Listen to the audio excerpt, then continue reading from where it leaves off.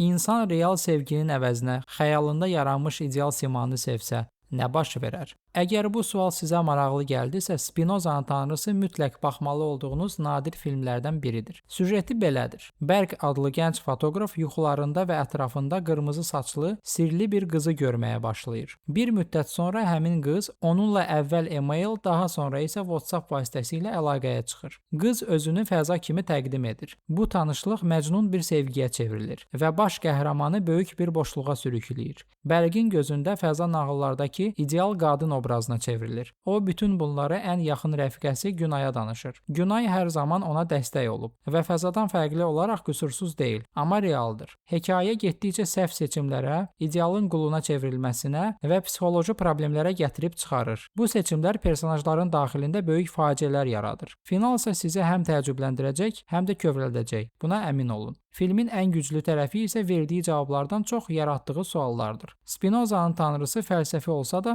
mesajlarını hər kəsin anlaya biləcəyi dildə çatdırır. Bu filmi xüsusilə bütün cütlüklərə tövsiyə edirəm. Düşünürəm ki, o bir çox münasibət probleminə başqa prizmadan baxmağa kömək ola bilər. Filmi isə yalnız Kinobox platformasında izləyə bilərsiniz.